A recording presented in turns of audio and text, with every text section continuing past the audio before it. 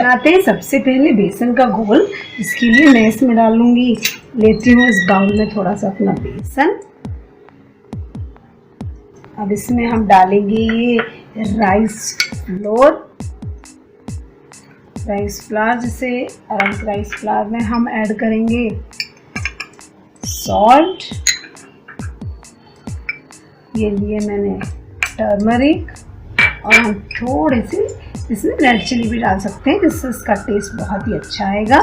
पहले हम इसको कर लेते हैं ड्राई इंग्रेडिएंट को मिक्स अच्छे से, और बस हम इसमें डालेंगे पानी और इसका हम बना लेंगे, जो कि ना ही ज़्यादा पतला होगा और ना ही ज़्यादा गाढ़ा, ऐसा ही घोल जिसे हम कहते हैं। ये देखिए इस तरह से मैंने, और पानी कभी भी एक साथ नहीं डालना चाहिए, थोड़ा थोड़ा करके, जैसे हम इसे डाल के थोड़ा सा मिक्स कर लें तो इससे हमें पता चल जाता है कि ये पानी हमें कितने पानी की इसमें आवश्यकता है।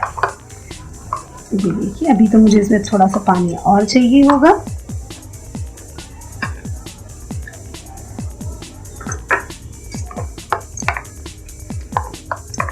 इस तरह से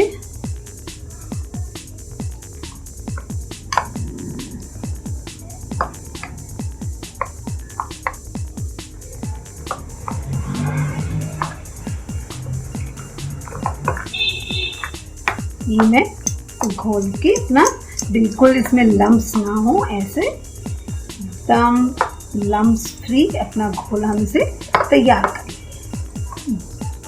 तो ये हमारा हो गया है बिल्कुल लम्प फ्री घोल रेडी। ये देखिए इस तरह की इसकी कंसिस्टेंसी है, ये अच्छे से गिर रहा है, बहुत थिक भी नहीं है और बहुत पतला भी नहीं है। तो अब हम इसको रख देते हैं 5 मिनट के लिए। तो अब इस तरह से हमारी कढ़ाई हो गई है एकदम रेडी, और जिसमें हम तलेंगे बूंदी।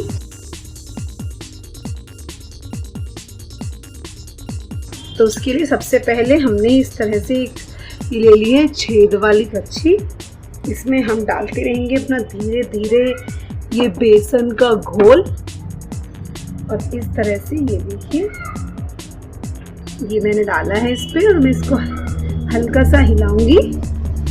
तो देखिए नीचे कितनी फटाफट ये बूंदी निकल के आ रही है।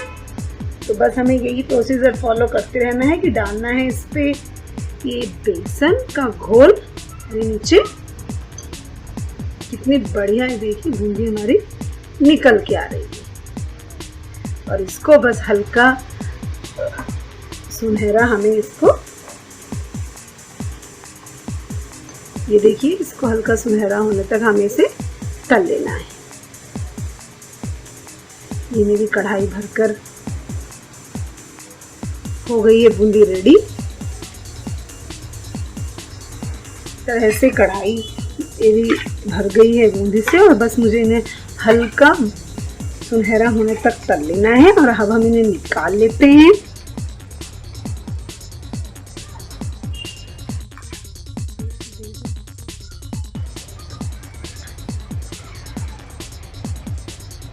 एकदम क्रिस्पी, बहुत ही बढ़िया बनी है।